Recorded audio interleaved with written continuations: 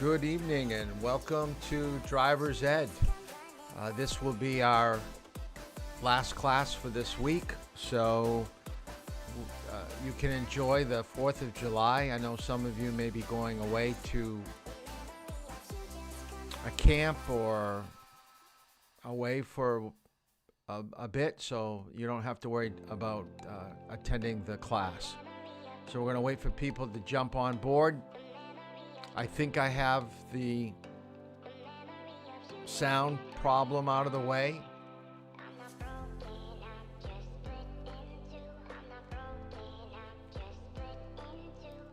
So while we wait for people, I did have a chance to look at some of the posters that people did. You did a real good job. I'll try to curate a lot of the posters, and maybe we'll take a look at them at the review session that we have prior to the final at the end of the program. I did not get a chance to take a look at the video. Someone actually sent in a video. Kudos to you. The video really wasn't due till Monday, but since you probably had a lot of free time and you were able to do it, more power to you. So I'll take a look at it in the next few days, and I'll try to download it and put it on the stream here so we can watch it together. So good for you for doing that. We're going to finish up tonight with seat belts, airbags, and helmets, and then we're going to get into the topic of owning a vehicle, what goes into it, getting your license, what to expect with the state, and what the testing will be like. So that's what we're going to cover. So basically what I want you to remember from last night's class is that statistics will show that it will always bear out that anything that you do inside the vehicle prior to you getting in a car or on a motorcycle will pay dividends on making you a safe driver. Your survival rate will go through the roof, and that's what we want to do. We want to take those initiatives. We want to take those steps early on. Once we get into the car, it's not something that you want to be doing while you're driving down the road. I saw a guy today actually on a bicycle. No, it's a bicycle and not a motorcycle, but I've also seen it on a motorcycle. The helmet does you no good on the back of your bike. The helmet does you no good on your bicycle if it's hanging from your handlebars. So we've got to be proactive in what we do when we get into the vehicle. Now, one last thing. I only had a few minutes before I got this program up and running because I drove right till 7 o'clock tonight, came home, had a quick bite to eat, and then here I am getting into tonight's topic. But what I want you to realize that I did schedule somebody to drive tomorrow at 2 o'clock. I'm going to have some time open on Saturday, 10, 11, and I think I have a couple hours in the afternoon. I've given some of those away already to future classes. So if you can make it to the high school, I will try to schedule a few more people on Saturday. And then it looks like Monday or Tuesday, if you can drive, put your name, text it to me. Don't put it on the comments here. I don't want people to know up here on YouTube. So text me that you can make it to the high school because I have to clean the car between students. So you're going to be picked up and dropped off at the high school for your driving time. So Monday, Tuesday, let's say that you're scheduled to drive at 11.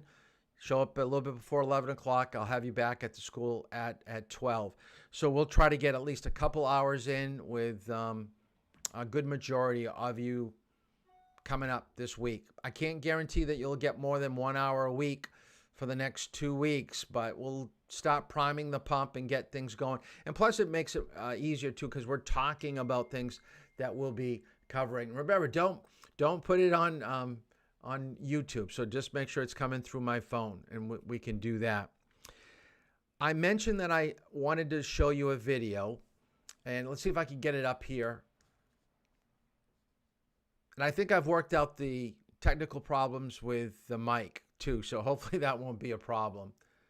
How do we schedule to drive? You schedule it by contacting me. You say, Mr. Toll, tell me what you have open for the particular week. I'll see if I can fit it into my schedule. All right. I am not going to contact. There are 19 of you in this class. There are 24 that are in the class before yours that I'm driving with right now. And I have probably a good 12 people from a class prior to that class.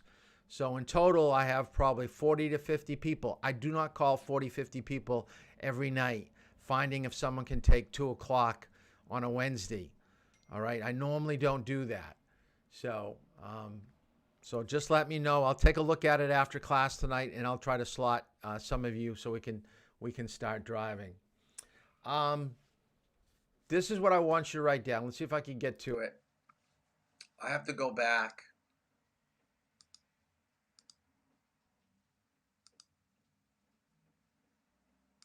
So I apologize for going backwards from last night. Oh, here we go. So please write this down. 3 types of collision and what they are. So in this video, and it's going to be about 13 or 14 minutes long. This is one of the longer videos that I have in Driver's Ed, but I really think that it's a good video to explain the importance of wearing a seatbelt. So in the video, it's going to give you 3 types of collisions. So write that down. All right. And then I'm going to come in at the very end of the video after about 13, 14 minutes, and then we'll explain why this is important and what the initiative that you have to take to make sure this doesn't happen to you. So let's see if I can find the video. Here we go. Why is it that some spectacular race car crashes produce only minor injuries? How can 3 collisions occur in this one crash between a car and a wall? The answers are determined by the laws of nature and can best be explained when physics meets biology.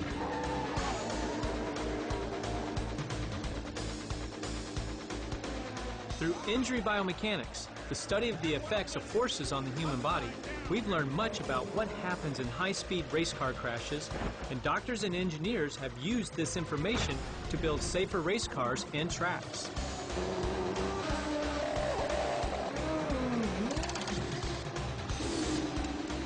In a similar way, the study of injury biomechanics and crash testing has helped us learn what happens to the human body in passenger car crashes, and what works and doesn't work to reduce injuries and deaths in real-world crashes.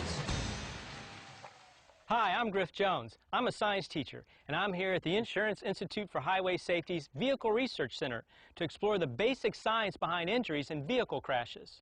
So let's go behind the scenes and take a closer look at what happens to the human body in a crash. What is the first scientific discipline that comes to mind when you think of car crashes? It's probably physics, right? Because Newton's laws of motion govern what happens to a vehicle in a crash. But if we want to understand how crashes cause injuries to people, we need to look at what occurs when physical forces are applied to organs, tissues, and cells. This happens when physics meets biology in a field called injury biomechanics. The Institute's Vehicle Research Center is a world-class facility for vehicle research and testing. A reporter described the crash hall with its 3 runways as a cross between a Hollywood soundstage and a NASA clean room. Vehicles are propelled down the runways at precise speeds, using a system of nitrogen-powered hydraulic motors and cables. The lighting array provides up to 750,000 watts of non-glare illumination for the 500 frames per second high-speed cameras. The research tests they're conducting here today focuses on how injuries occur in real-world crashes. This experimental crash replicates one in which a car hit a tree. In an attempt to understand injury patterns found in the occupants of the actual crash, researchers have disconnected the airbags. Looking at the driver's chest, we can see the chest deflection reached about 50 millimeters of compression. The chest accelerations 70 to 80 G resultant acceleration range. High likelihood of skull fracture. Very bad. Yeah, very bad. Figuring out what just happened in this test crash is the job of the research engineers here. Using sophisticated tools like instrumented crash test dummies, instrumentation in the car, and slow-motion film, they can analyze every detail and construct a precise picture of exactly what the vehicle and the occupants went through. When research engineers use terms like the chest deflection reached about 50 millimeters, how does that relate to what a human occupant would experience? If chest acceleration is 70 to 80 Gs, which means that a force equivalent to 70 to 80 times the weight of the dummy's chest is pressing on it, is that survivable? How do these guys know the answers? The search for the limits of human tolerance to forces began decades ago.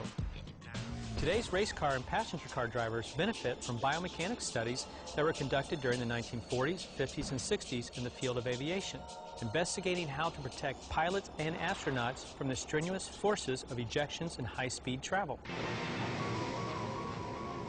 Colonel John Stapp, a medical doctor and biophysicist in the United States Air Force, used himself as the test subject in his investigations of human tolerance to high G environments. From the outside, watch the breakneck stop. In one of his many tests, Dr. Stapp reached a speed of 632 miles per hour before one of the most powerful braking systems of all time stopped him in 1.4 seconds, subjecting him to more than 40 times the pull of gravity, or 40 Gs. His research helped establish the limits of human tolerance to high G environments and saved many lives through development and improvement of protective systems for ejection seats. Realizing the Air Force lost nearly as many men to car crashes as they did to plane crashes, Dr. Stapp began a car crash program using the rocket sled for seatbelt experiments. Human volunteers working with his biophysics research team endured as many as 28 Gs during safety belt tests. This early research laid the foundation for the complex crash analysis that is conducted here today. These dummies are a perfect example of combining science, technology, engineering, and mathematics to produce new tools that extend scientific understanding. They are the modern-day version of Dr. Stapp's volunteers. There's not just one dummy for VRC testing, nor even one type. There's a whole family of dummies for crash testing. This is our crash test dummy family, ranging from a 6-month-old all the way up to a 95th percentile male. 95th percentile of what? That means that it is larger than 95% of the male population in the U.S. Wow, so this is a big guy. Yes, if he could stand, he would be about 6'2", about 223 pounds, pretty big. The female, if she could stand, about 5 foot tall, 107 pounds. How about the smaller dummies? They're called crabbies. Crabbies. Are they moody? They're not moody, but it stands for child restraint airbag interaction. And so when we're doing the frontal crash test, it's 50th percentile? Yes. Okay. Side impact is the small female. Side impact dummy is a very complicated dummy. It has the most instrumentation. They have sensors from the head to the toe. The accelerometers give us the acceleration of the mass. The load cell measures force. And then we have the potentiometers that measure the displacement. The ribs actually move. So dummies are very sophisticated. They provide data from many different body regions. But how do we connect this to people? What is the link between all these crash test data and the injuries that people experience in real-world crashes? The dummy is measuring different things. It's measuring acceleration, force, and in some cases distortion of the body parts. Those measurements can be compared against similar measurements made in experiments on biological tissues, using either animal models or cadaver models to get an idea of how much stress can this body part take before it breaks. So in order to understand whether or not a person would be injured, you need to know how strong the bones are, how strong the tissues are, and what conditions will cause them to break. So the crash test dummies try to get a clearer picture of what's really happening to the people. Is that where the term biofidelity comes from? It's exactly where the term biofidelity comes from. What biofidelity means is the characteristic of the dummy that represents how close to actually being a human being it is. So the higher the biofidelity, the more like a human being it is in representing how it moves, what types of stresses it measures in the crash test, and then the true-to-lifeness of those measurements to the prediction of injuring a real person. This is how research engineers can tell us with precision what a human occupant would have experienced in a test crash. Dr. Stapp's experiments, plus years of research with real biological tissues from cadavers and animals, have produced a set of reference values against which we can compare the stresses and strains the dummies experience. So we can measure these in a test crash and can figure out if they would cause injury to a human occupant. But what do these stresses and strains actually do to people to cause injury? Let's start with some basic anatomy. Your body contains over 100 trillion cells and is structurally organized into 4 levels: cells, tissues, organs, and organ systems. Tissue is a group of similar cells working together to perform a common function. Organs are made up of 2 or more types of tissue working together to perform a specific function. And each organ is part of at least one organ system that performs major activities or processes. Your body contains 4 fluid-filled spaces called body cavities that house and protect your major internal organs. Within the body cavities, your organs are suspended in fluid that supports their weight and prevents them from being deformed by normal movements. Your organs are also protected by your bones and muscles. For example, your heart and lungs are protected by your rib cage and sternum inside the thoracic cavity. Your brain is encased within your cranial cavity and is protected by your skull. Now, with this as background, remember the question from the beginning of this film. How is it possible to have 3 collisions in a single crash? Okay, he's going to give you the answer that I want. Remember, so the laws of write it physics down. hold true everywhere. On a highway, on a racetrack, and even inside your body. If a race car is going 200 miles per hour, so is the driver's body and every organ inside it. Let's answer the question. The first collision is between the car and the wall. The second is between the driver and the car's interior. And the third is between the driver's internal organs and the inside walls of his or her body cavities. Tell me a little bit more about the injury. To help us understand more about what happens to organs in the third collision, let's meet Dr. Stephen Olvey, a neurocritical care physician and director of the Neuroscience Intensive Care Unit at the University of Miami's Jackson Memorial Hospital. Basically, during a crash, you have 3 collisions. You have the initial crash of the vehicle. Then you have the occupant hitting something inside the car and coming to a sudden stop. This results in impacts inside the body. For example, the lungs can hit the inside of the rib cage, the heart can hit the breastbone or inside of the rib cage, resulting in either pulmonary contusion or myocardial contusion. This is what causes ruptured spleens, lacerated livers, because you have part of the organ well anchored and the other part is free to move about. And this causes a shearing force to take place in the organ, resulting in hemorrhage or tearing of the tissue. The brain is enclosed in a rigid case, the skull, and it's cushioned and surrounded by the cerebral spinal fluid. The cerebral spinal fluid is actually a different density than the brain itself, so in the event of an impact to the skull, the brain begins to move, the cerebral spinal fluid begins to move, but it moves at a different rate than the brain. So it will actually displace the brain in the opposite direction of the initial impact to the brain. This simple experiment helps illustrate the phenomenon. This represents your skull. There's water inside representing your cerebral spinal fluid, and the red gel is your brain. The gel floats because it's less dense than water, just like your brain is less dense than your cerebral spinal fluid. What do you think will happen to the brain during impact? Will it move forward, backward, or stay in the same spot? Let's see. The initial movement of the brain is toward the back of the skull. The more dense cerebral spinal fluid moves toward the side of the skull impact, displacing the brain in the opposite direction. If the impact is strong enough, the brain will initially impact the back wall of the skull, then rebound and hit the front of the skull. This type of injury is called the coup contre coup, which is a French term meaning blow against blow. The order of events inside the skull is still debated in the medical community. Whether the more dense fluid displaces the brain in the opposite direction first, or whether the brain moves in the direction of the initial impact first and then is displaced by a wave of spinal fluid, is not yet fully understood. By the way, this simple experiment was designed by a high school student for her science fair project. It was later published in a medical journal and has contributed to the debate. Crash injuries occur when stress develops in tissue. Another way this happens is when one part of the tissue or organ is firmly attached to the torso and another part is free to move.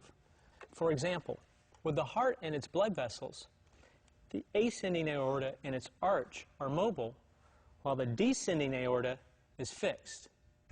Here's a demonstration of how a sudden stop, like a third collision, can cause an acceleration injury to the aorta.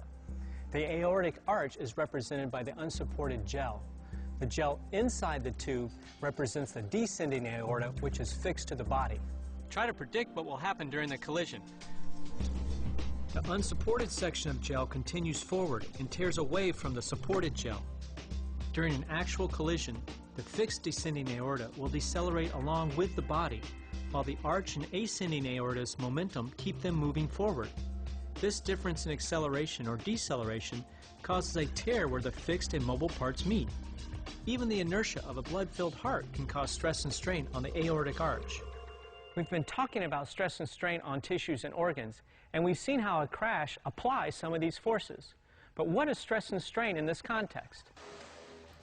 Okay, let's kind of work our way backwards from this video. So we just saw a diagram of what happens to the human body in a crash and how the organs are moving forward. What I want you to understand that if you ever come upon a crash and you have people that are inside the vehicle, you need to realize that internal bleeding happens very common in crashes, even if you have an airbag, even if you have a seatbelt. And as you saw where the aorta is being secured, the heart muscle is still going forward, and there's some ripping and tearing. And this is what happens in a car crash, where people die in a car crash, but it looks like they're okay because they haven't had all that internal bleeding yet. So call 911 as quickly as possible. People will talk to you. They'll seem fine, and then before you know it, they're gonna pass out from all the internal bleeding. Let's get back to the 3 crashes that I wanted you to write down and know. The first crash is car to an object. Okay, so write that down, car to object. Could be a wall, could be another car, could be a tree. Doesn't matter what it is. And what I want you to write down in your notes, how much control do you have from hitting another car or hitting a wall? I want you to write down, you have a lot of control. This is why you're learning to drive. This is why you're trying to get as much experience as you possibly can. You do not want your vehicle to be hit. Okay, you have a lot of options. You can steer and accelerate, you can steer and brake, but you should be able to miss bad situations when you drive. If you're hitting walls, if you're hitting trees, hitting other cars, regardless of what the speed is, you're not a good driver. That should not happen. It should be a rare occasion. You probably have parents or friends or other siblings that have gone years without being involved in a crash. That is your goal. My goal for you is not to be involved in a crash. So the first crash, car to object. You have a lot of control over that. Now, the second crash is the inside of your body hitting the inside of your vehicle. Could be the dash, could be the steering column. If you're in the back seat, could be the seat that's in front. So how much control do you have over that happening? You have some control, meaning you have to choose to put your seatbelt on. You have to make sure that you buy a car that has a great crash rating. You have to have a car that has good airbags. So you have some control over your body hitting the instrument panel or anything else that's in the car. Now, the last one is your inside organs hitting the inside of your body cavity. All right? You have no control over that. Okay? You have no control over that. And you don't even know what type of damage is happening to the inside until you get to the hospital. So you lose it as you go down that hierarchy. So we're going to spend a lot of time in driver's ed talking about being a safe driver, dealing with how to avoid things, how to pick things up in the driving scene. Having your seatbelt on is what you have to do anyways because you're under the age of 18. And then the last part, the last crash, it's just pure luck a lot of times. So that is the last video on safety features and what I want you to remember for the midterm. So let's get into owning a vehicle. How are we going to get you out on the road with your car? So in the state manual, it basically gives you an overview of the state's perspective on getting a license. So please write this down. Driving is not a right, it's considered a privilege, meaning that the state just doesn't give someone a driver's license. You have to show that you have met the criteria of being a safe and responsible driver. And driver's ed is the beginning of that process for people under the age of 18. If you wanted to get a license without taking driver's ed, you would have had to wait till the age of 18. Under 18, I see there could be an echo. Let me get rid of that. Built-in microphone got turned on accidentally. So driving is not a right, it's considered a privilege. So you have to show the state that you have met the criteria, meaning that you have good eyesight, you have a good knowledge base, and the skill behind the wheel, and this is the driving portion of your driver's test, that you can do certain maneuvers, understand certain laws while the car is moving. And we'll talk more about that as we go along. Now, what most people don't realize, we know that the state will only give you a license if they feel that you're responsible enough. But guess what? Your parents have a big play in this too, meaning that even though you get your driver's license, since you're under the age of 18, your parents could actually contact the Department of Motor Vehicles and say, my son is hanging with the wrong crowd. I don't feel comfortable with him driving. I want his driving privileges taken away. So the state can actually go into the computer and suspend or put a hold on your license. And most people don't realize that. So your parents still have a lot of control over your license. Because a lot of times I've heard kids say, well, I don't care. My parents have taken my license away, but I still have a license. You know, I could drive my friend's car. You need that piece of plastic. You need to know that that is in good standing. So if your parents have gone and contacted the DMV, you should not be driving anybody else's vehicle. Now, I don't particularly care for the new manual that we have. I think from the manual that we've had in the past is a little bit more involved in explaining content. So what you've got before you and what you're reading for this class is an overview. It just highlights certain aspects of driving in New Hampshire, and it really doesn't get into the meat of it, of what's going on out on the road. So this is really why driver's ed is important, because we're going to be talking about things that the manual just does not get into great detail. So hopefully, if you're paying attention, writing down a lot of these things that we're talking about, you're going to cruise through the state requirement for the written knowledge test. And hopefully, it's going to make you a more knowledgeable driver, and you'll understand what to do, especially like with tonight's class, how to register, title a car. Suspension and revocation. I want you to write down what these terms mean. All right. So suspension is what happens to your license first. So you get a moving violation. Let's say that you're running a stop sign. The police officer sees that. He pulls you over. He gives you a ticket. What does that mean for you? A suspension means your license is taken away for a period of time. You have to pay a fee to get it reinstated, and then that's it. Okay? It's like a slap on the wrist. Revocation, on the other hand, is usually a lengthy period of time that your license is taken away, and you may have to retake the written test, road test, depending on how long the revocation. Revocations can be 3, 4, 5, 10 years. It could go pretty high. But we always start out with suspension. So your license will always be taken away by the suspension requirement before they put you in the revocation. Let me give you an example for suspension so you can write this down. It was in your reading, I believe. On your first moving violation, you're going to lose your license for 20 days. Second, 45 days. Third offense, 90 days. Now, I can't explain why they just didn't keep on doubling and why it started at 20. I have no idea. Now, from the time the state receives your license, so you have to mail in that piece of plastic, from the time they get it, then the 20 days start ticking, and then they send it back to you.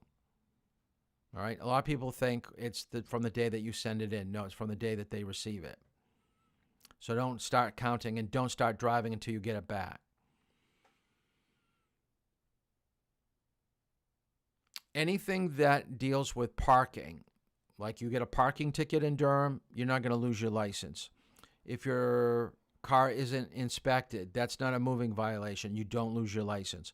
So write down your notes. Anytime that you get your license suspended, it has to be a moving violation. A couple other points. Remember that you should have a good attitude while you're driving. You should have a good personality behind the wheel of a car.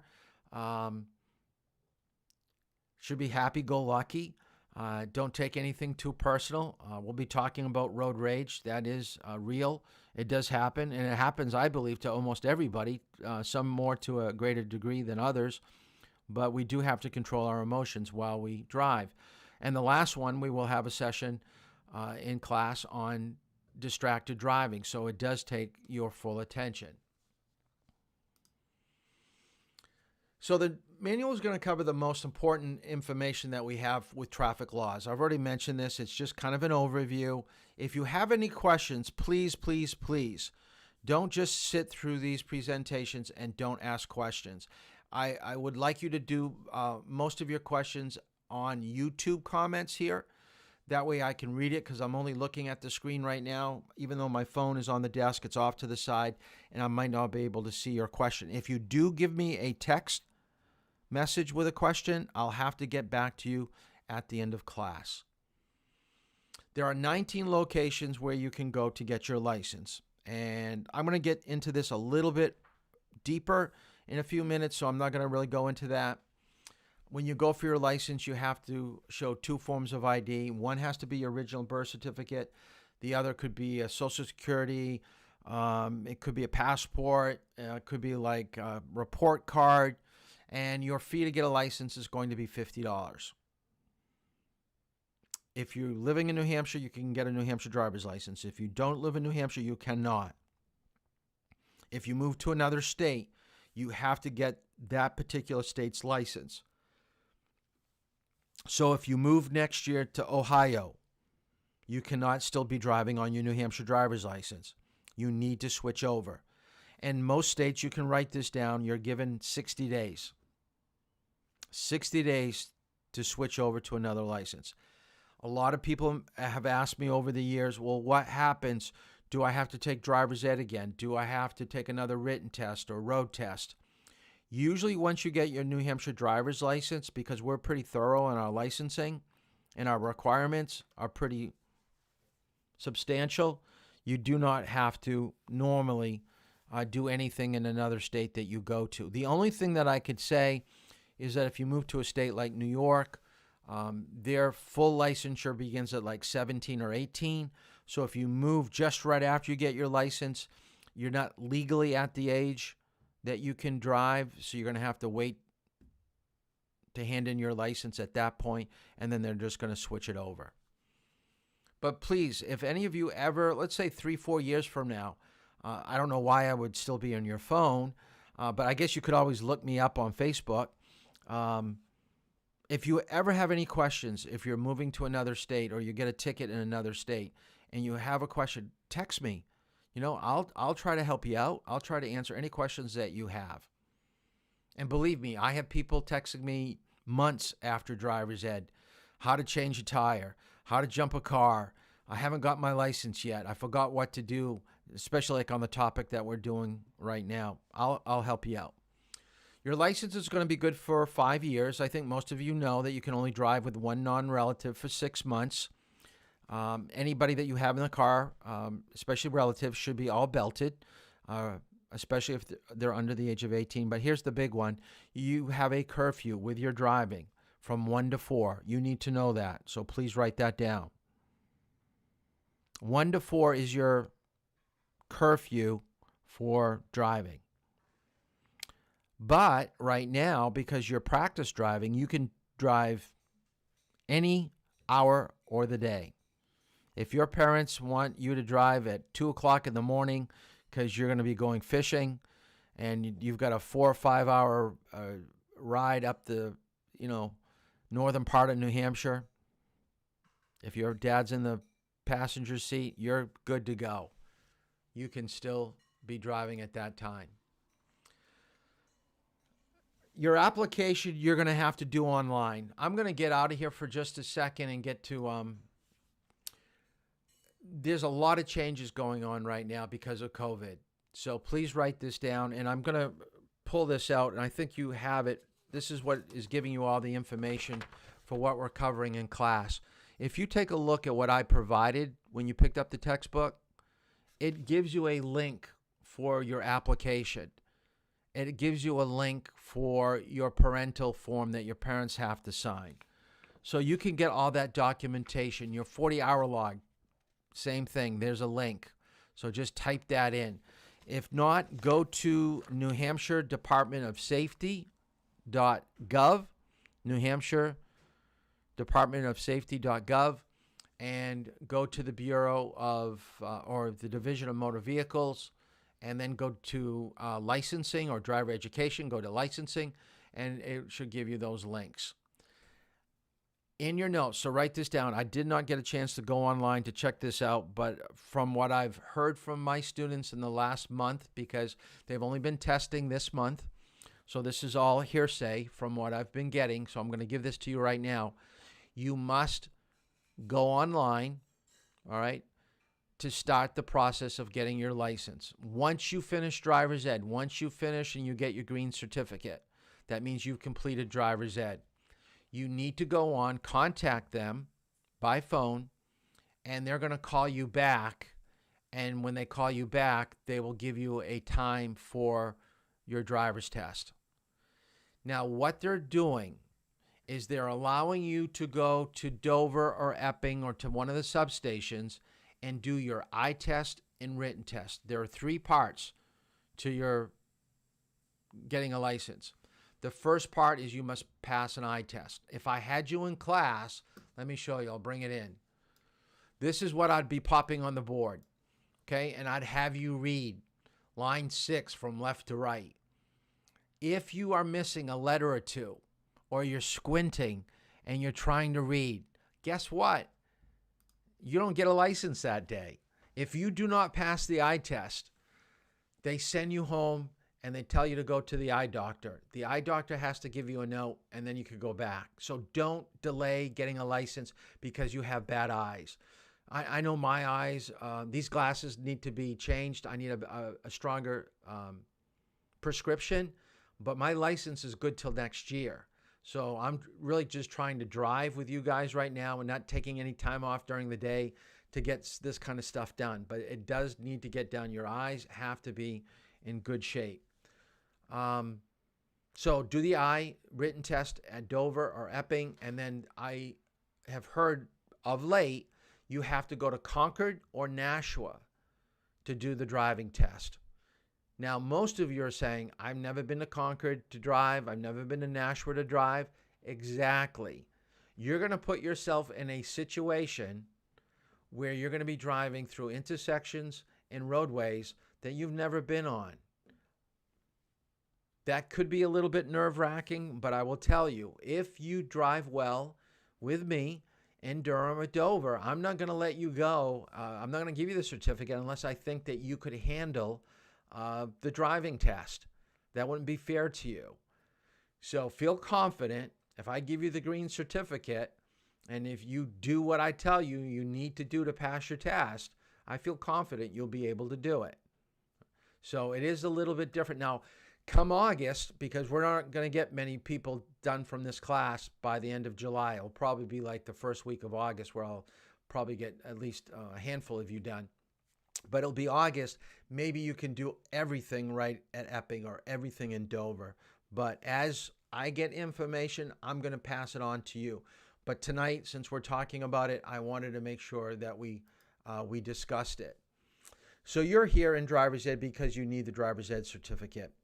The observation that you need to do, which is usually a requirement for driver's ed, will be done with your parents. And I don't know if I've got it on Facebook or not, but I will I will link this at some point. This is a form that I made up that I've got to keep on file. So your parents just need to sign it that you've observed your parents while they were driving and they helped you out in understanding certain situations. Okay, it's just 6 hours. Most of you have probably already observed and asked your parents questions while they've been driving.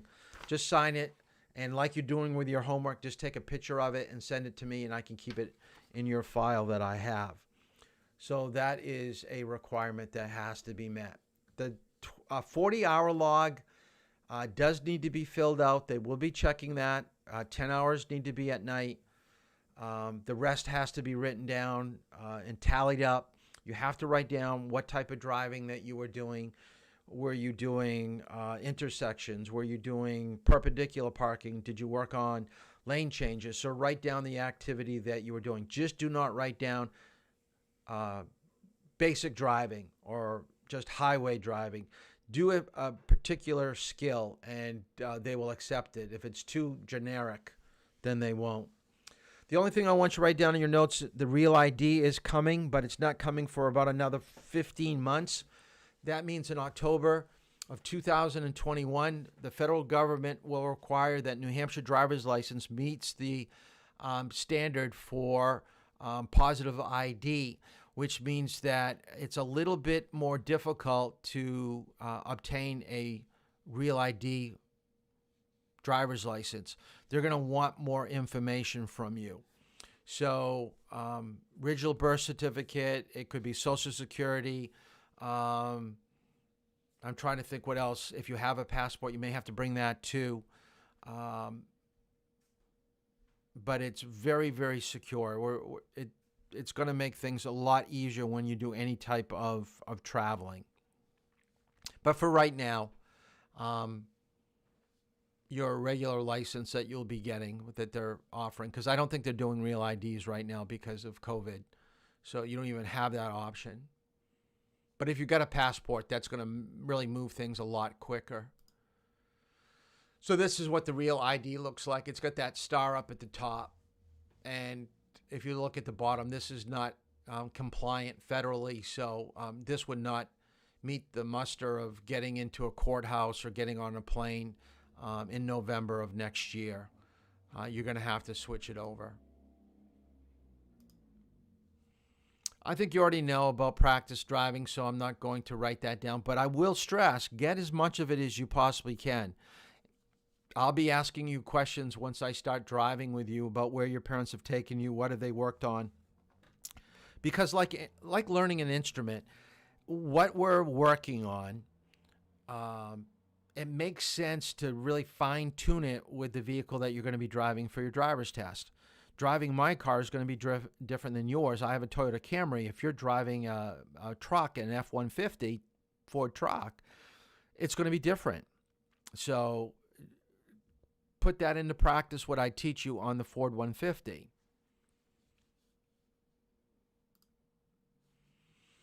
What to bring to the test, I think I already mentioned that. I'll be telling you more about that when I actually give you the paperwork. This is the Dover testing site. They repaved it, so this was taken probably about 4 or 5 months ago. They've really done a good job with painting the lines, because that was a common problem for students. They were told to park and they couldn't see the lines, parking lines. So they've redone it. So this is where you're going to go in Dover. This is where you go in Concord. So here's the process. I want you to write this down so you have a basic understanding of what to expect when you go for your driver's license. All those applications that I talked about earlier, print them out, have them ready, have the paperwork that I give you, and have the fee and your IDs. So when you go to the testing site and you walk in, everything is completed, because if anything is missing, check boxes or signatures or whatever, they're going to push you to the side, and it's a lengthy process, and it does take a long time. It's getting to be a little bit better because they're scheduling it, but it is taking a long time. So in your notes, if you want to write this down, I would say the average time is The earliest I've heard from a student this month get their license has been 2 or 3 days. The longest I've heard from a student that called and got a driver's appointment was 2 to 3 weeks. So take it for what it is. I don't know why it's so quick for some and so long for others. And I apologize. I was going to go online and find out what they were saying, but I'll try to do that for next Monday's class. Now, this is my own personal take on it. So I want you to write down rested, dressed, clean car. So let's hit each one up. Rested. You are going to make mistakes in your driving. Maybe you're not going to make mistakes on a written test. And by the way, the written test isn't that complicated. If you pass my test, you'll have no problem with the state test. But if you are a little bit tired, I drove with someone today in the morning. Can't remember if it was the 9 o'clock hour. Wasn't their best drive. Okay, they were over the line to the right. They overshot stop lines. They weren't very consistent on their speed. Those are things they're looking at. Don't just, a lot of people think as long as I don't hit things or as long as I don't break any traffic laws, I'm going to probably get my driver's license. No, not necessarily. You can have a lot of little things that add up, and that's going to be pretty bad. So those that are arrested are going to have a clear mind and hopefully be on the top of their driving game. Dressed, okay?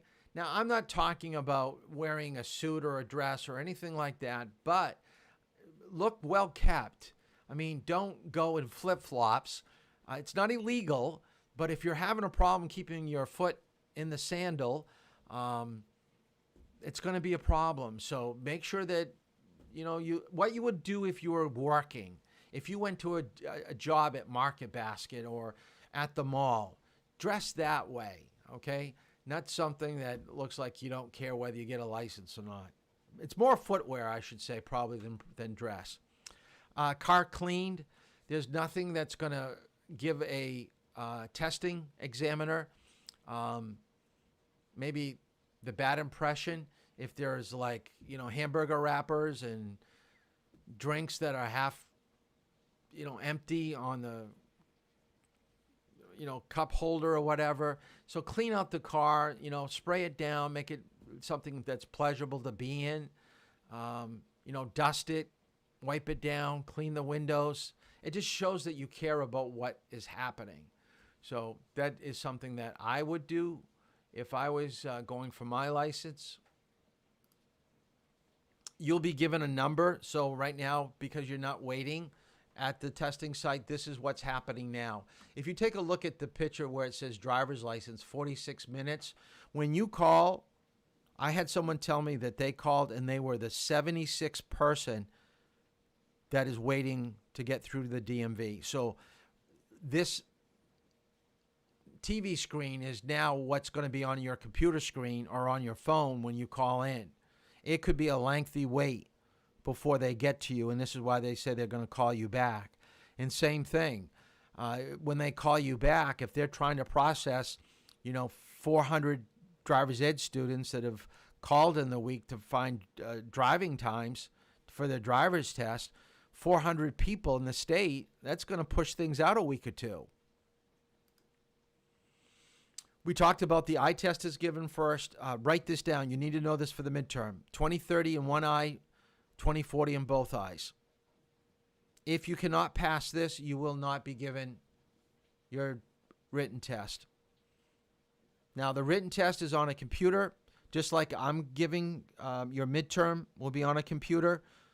The only thing that I don't do is I don't have the questions read to you and the answers read to you.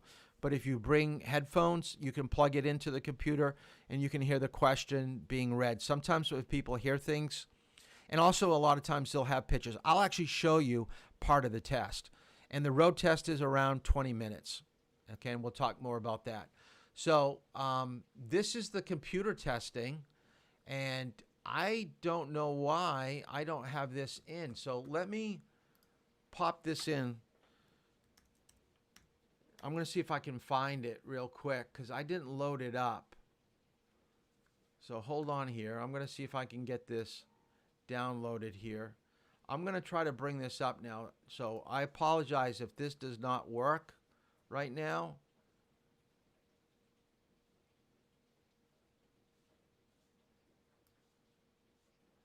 Where did it go?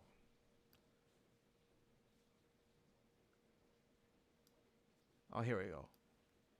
You notice there's a volume. There's a volume here on the right. We also have headphones that plug in. Everybody gather around. You can come stand back here as well if you can't see. And what it's going to do is it walks you through each individual screen, kind of prompts you to the next screen. It's pretty self-explanatory. Hit continue, So go this on to the is next one. And what it does is it gives you 4 dates driver's of ed birth. teacher from No, I don't Merrimack, actually. You and have I to was pick at your a date of birth to conference, continue, so and when you walk they into told our us test that room, they you wanted see to 5 show us test what the stations. new We'll highlight which one technology. is So mine. we went from a Well, written number test one- on paper to a computer test. So you sit at a terminal. What was that? It's touch screen, so you can touch it that way. Thank you.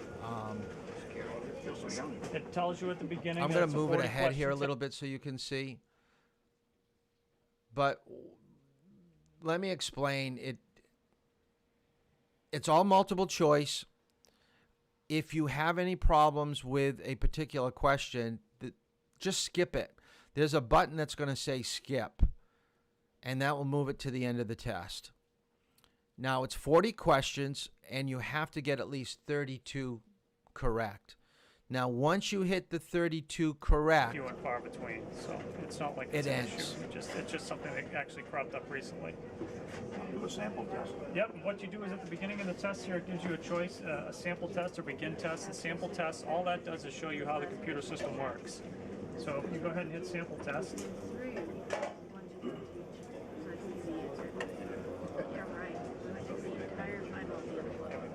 Shows you a picture of a horse. so this is just for you to get used to touching Pretty it. I'm simple. going to try to move it up just a little bit more from here. Okay, let's get to the first question right here. So see, they give you a picture. It's going to ask you to confirm your answer. So here's the first question. A pedestrian starts to cross in front of your vehicle. What should you do? A, speed up, pass in front of the pedestrian. B, slow down. C, stop, let the pedestrian cross. Or D, honk your horn. The questions can be that easy. Okay, that is an easy question. Now, I want to show you the next question. We move it forward. Question. Here's one that we had this week, all right? Here's the question. You are late to work and in a hurry. Before you back into the street, A, check for children and other objects around your car. B, check for traffic before getting in the vehicle. C, race your engine so that pets will get out of the way. D, I'm not quite sure what D is. I can't remember what it is. But with those three, you know A, check for children and other objects around your car. We talked about this before you get into a vehicle. You're doing that pre-check around. Now, we also talked about animals. So C is check, erase your engine for pets. That's a good answer, but A is better. So a lot of the questions are not from the manual. They're not from the textbook. It's what I'm giving you in these presentations. So make sure that you're writing down these notes. When this system stops, and we've had it happen a couple times already, it stops the time, stops you at that question. When the power comes back on, you go back to your machine and you start with the date of birth all over again, and then as soon as you select the first question you left on, the time starts up again. And we've been doing this since, we've had this system implemented here since April. I think we've had maybe 3 people time out on tests. It doesn't happen very often. Can we get videotape the whole thing so that you can have 30 of the questions? Now, there are like 3,200 questions. They have a bank. So when you go to take the test, don't think, if there's someone sitting next to you, I'm just going to look over and see what they're doing. Maybe that will help me. It won't. It won't. And the other thing is you can't have your phone with you. They're going to think that maybe you're looking up an answer. So don't make it seem like you're trying to cheat. They'll stop the test. I do want to show you, once you answer a question, they show you how many you have right and how many you have wrong. The only thing that you can see right now is that they have 0 wrong. Now, right below this, and I don't have it in the picture, it tells you how many you have correct. Okay, you need 32 to pass. The worst thing for you to do is to be looking down as you answer these questions. Oh my goodness, I got this one wrong. I thought I knew it. And then you start to get nervous. If you really don't know what the answer is, just skip it. It will come back. Answer the ones that you know. It's multiple choice, and it's not that hard. Let's take a look at the sign. Watch the sign. Yeah. Can we do that? All what, 2,000 different tests that you have? Forget the time. My students need all the help they can get, Jake. Come on. You know what it was like, Jake? Come on. I'm just afraid Gordon's going to end up by losing his license. It's just going really Well, how do you know it recognizes? because you can see the yes change. Oh, I see. Yep, it depresses it. Okay, I don't even have to read the answers. They give you a sign like this, and you've got to tell them what it means. You're going to have 10 signs. All right? That's pretty easy. Okay, you should not be getting your signs wrong, okay? Should not be getting your signs wrong. So there are 10. So if you need 32 right, that only means you've got 22 questions that actually deals with footage or situations. That's really not that bad. Now, when I put this into play, I think I got rid of my PowerPoint. So I apologize, but I'm going to have to put it back so we get it here. And I just have to find where we are, so I apologize for skipping ahead so far. There we go. Let me get out of here. Or maybe I'll stay in. I'll stay in.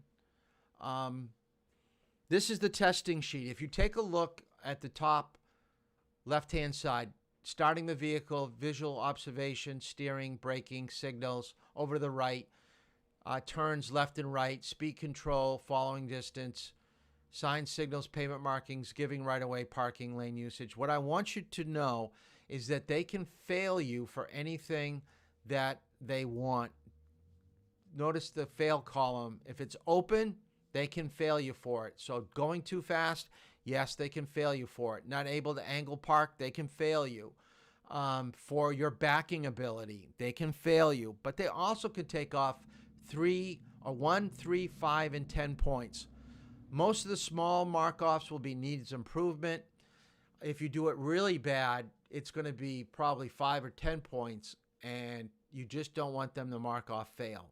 So they're going to have a clipboard right in front of them, and as you're driving, they're going to be looking for what you're doing wrong.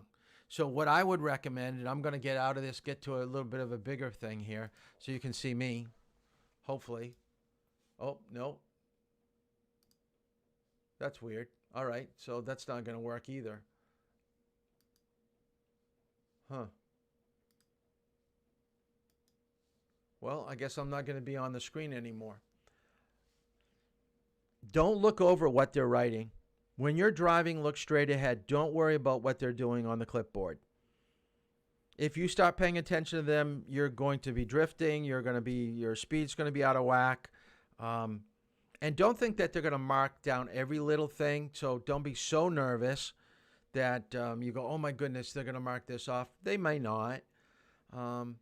If you've been driving fine, they're going to show some mercy, and they know that you're going to be nervous. I would be, polite. I would personally strike up conversation, because I think that you're building a rapport. You're showing that you're human, and you're trying to lighten the atmosphere a little bit. I think if you don't say anything, you're going to just be tense. You're going to be, tighter than a top. So just kind of relax. And when you wait in your vehicle, once you pass the written test, they tell you to put this on the rear view mirror. What you're going to be tested on: your ability to maintain your position within your lane, ability to keep a safe interval both front and rear, ability to change lanes, giving adequate warning to drivers in 3 to 4 seconds. using correct signal use, presetting them upon completion of the lane change. You're going to have stop signs, traffic lights, pedestrians, emergency vehicles while you drive. So handle them correctly. You're going to turn left, turn right at different intersections, and you're going to have to park at least once. It'll take 15 minutes, but it's really probably closer to 20. It's not that difficult if you are well equipped as a driver. So, what kind of license are you going to be getting? Write down youth operator's license. Okay? It's under the classification of a operator's driver's license. It allows you to drive a vehicle up to 26,000 pounds. Okay, commercial driver's license are for tractor trailers. You have to be 18. We'll be talking about motorcycles a little bit later in another class. Motor-driven cycle, moped, really don't need to know that. I just put that on the board. Same thing with license restrictions. The only thing I want you to write down here is corrective lenses is a B. So if you have glasses, which I do, I have to have a B on my license, and the rest of these probably will not pertain to you. We'll talk about the ignition interlock device. That's for people that have been arrested for drunk driving. But when we talk about alcohol and drugs, I'll bring that up again. Your license is going to run out 5 years from your date of birth. Expiration date is shown on your license, and the cost is $50. So 2 months before your license expires, you'll be sent a remainder in the mail. Instructions will be included on what to do if you can't renew in the time frame that they've given you. But remember, it is your responsibility. Now, just remember, once you get your license, 5 years is a long time. The price could go up.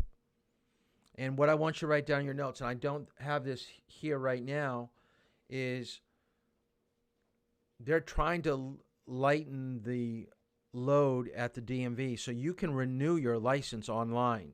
You can only do it once in a 5-year period.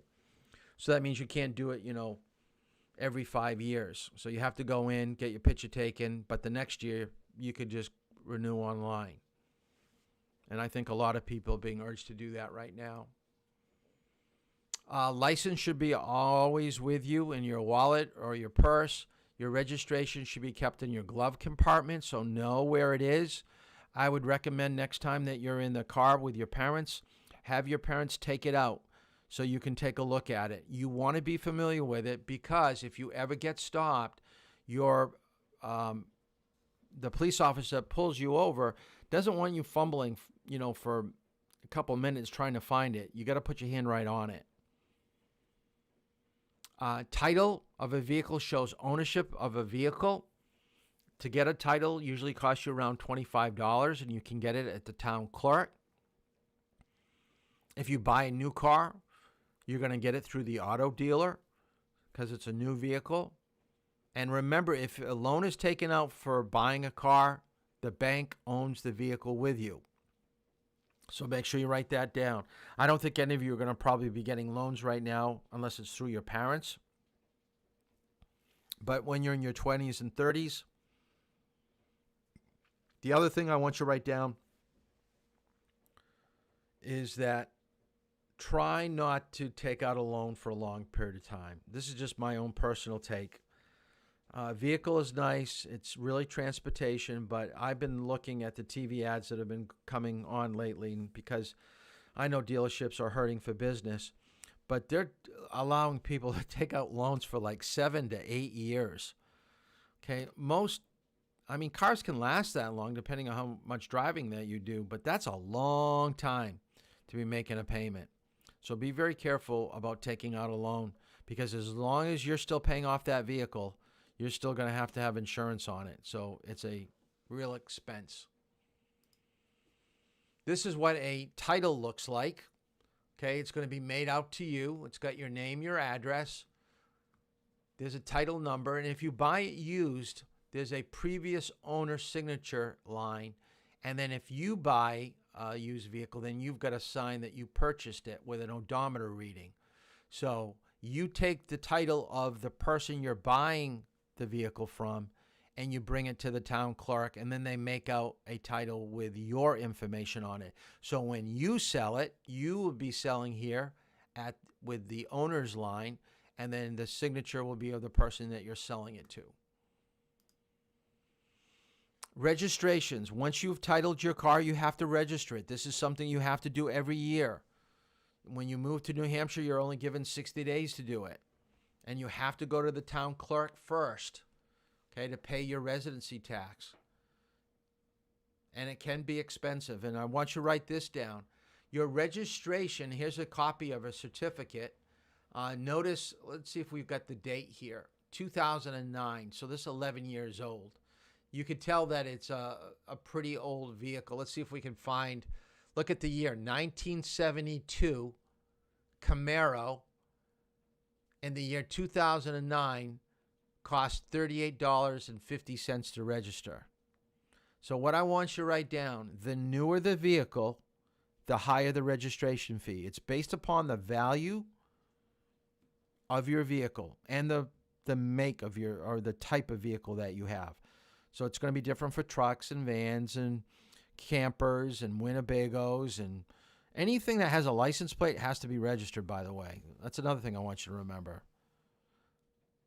Anything that has a license plate, a trailer, a motorcycle, a snow machine, a boat. Now, we're talking about cars here in Driver's Ed, but I wanted to pass this along because you have to do registration in your month of birth.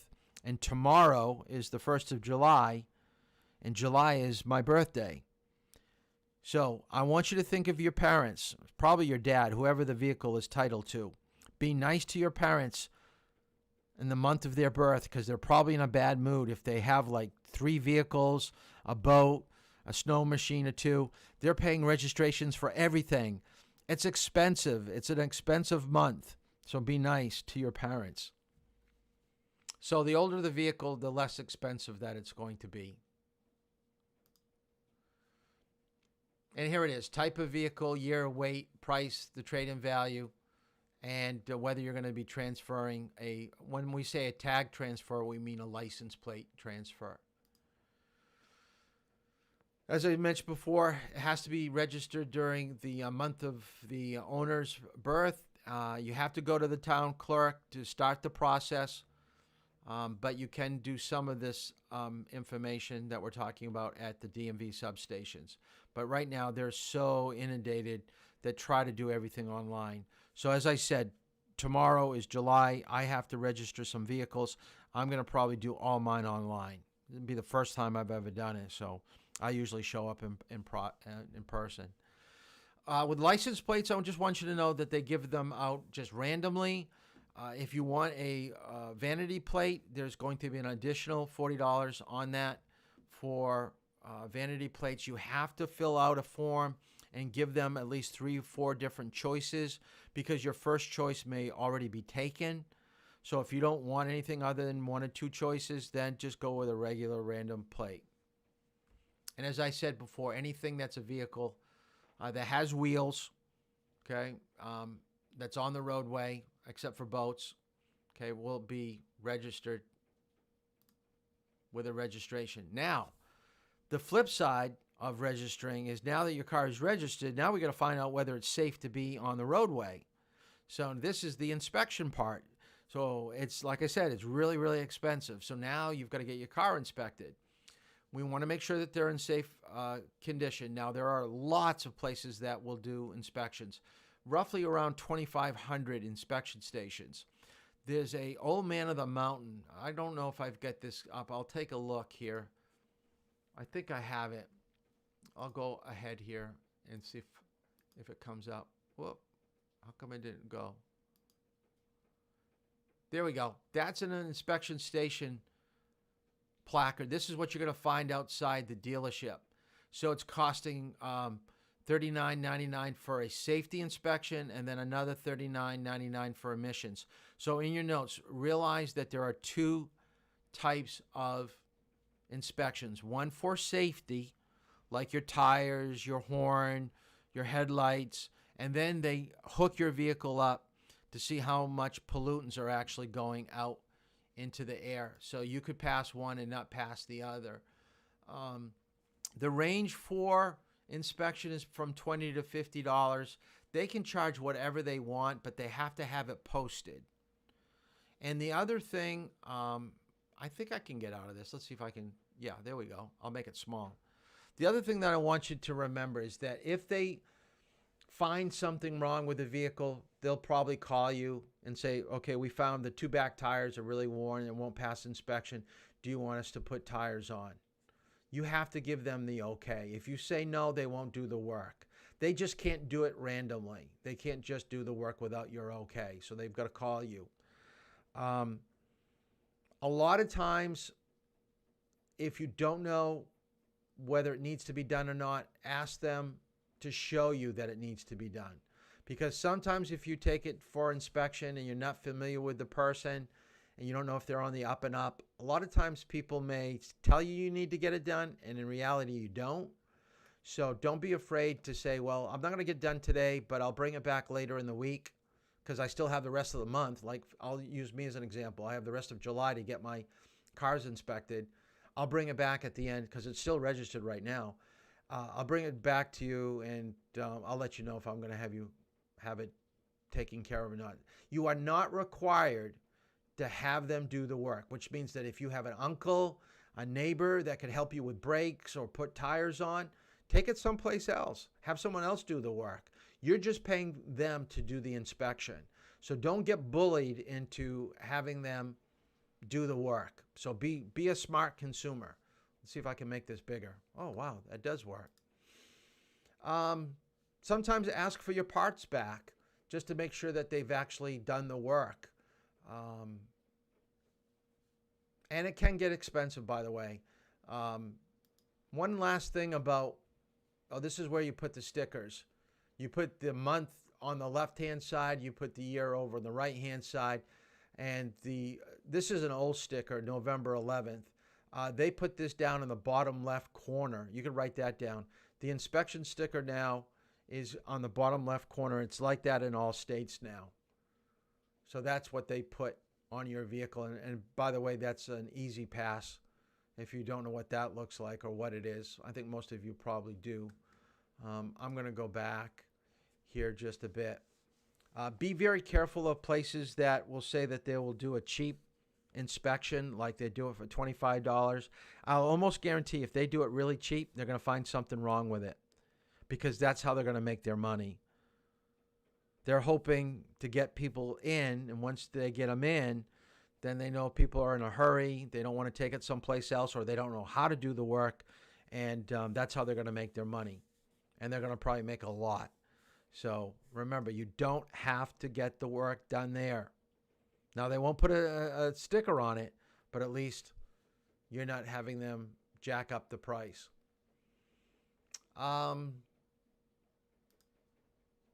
Don't fake it. And someone didn't want to pay for inspection. I guess he didn't have that much money, so he made his own. Well, they caught him. And by the way, if you see a state trooper on a highway just near the toll booth outside, what he's looking for is he's looking at your license plate to see if you've got your car inspected or registered, and he's looking at your windshield if it's been inspected. You're supposed to do that in your month of birth. So come August, he's going to be, the first week of August, he's going to be at the toll booth looking for how many people in July didn't get it done. So that's what they normally do. One last thing about titling, and I didn't really get into it that much, so I want you to write down one last thing, is that if you're buying a car and you're buying it used, so write this down, have the person put it in writing that you will only purchase the vehicle if it passes inspection. A lot of times on Craigslist, there are great deals, but you buy the vehicle, you go to have it registered, you do that, and then you go to get it inspected, and it won't pass inspection. Thousands of dollars of work to be done. Don't buy a car unless you know what's wrong with it and that they tell you what's wrong with it. So stipulate that in your purchase in buying it. It has to pass inspection. Or if they say as is and there are some issues with it, you understand that now it's on you to get all that work done, and you're going to have to pay for it. And maybe you can dicker and get the price down a little bit. but that's something to think about. But that is our topic for the night on owning a vehicle. As I said, if you have any questions, it's really hard with this format to really cover a lot of things. Remember, we do not have class tomorrow night or on Thursday. It's just a little bit of a break. I'm still going to be driving. I know some of you are going to be gone and maybe even into next week. But remember, these presentations are online after tonight. Go to YouTube. So if you're away and you've got use of your phone or a computer, please watch it and answer the questions. I didn't ask any questions tonight. But on Monday, which will be the 6th, we're going to be going over vision, communication, and turning. So please read chapter 6, 7. Do the questions at the end of those 2 chapters in responsible driving, and read section 5 and 8. It's a big homework because you're going to get the next 2 nights off from class. So we're going to really get into a lot of information. And now that I'm going to start scheduling some of you, this is when I want you to put into practice some of the things that we're talking about here in class. So vision, communication, turning is really the beginning of driving, of understanding, of becoming a good driver. So that's it for tonight. Remember, the posters should be in sometime tonight. Get them in tomorrow. Do the questions that I asked you to do. So it was chapter 2 in responsible driving. So please get that in. And I hope to start correcting a lot of this stuff over the weekend, because I am going to take a little bit of time on Sunday to do that. So have a good 4 or 5 days off. We'll see you on Monday, and we'll see some of you driving in the next few days. And if you haven't paid for the program and you're scheduled to drive, please bring a check for the program. Okay, those that didn't pay, and I'm letting it ride until we schedule a drive. So make sure that you've paid your $625 if you want to drive. Well, that's it for tonight, and we'll see you on Monday. Have a happy and safe 4th of July.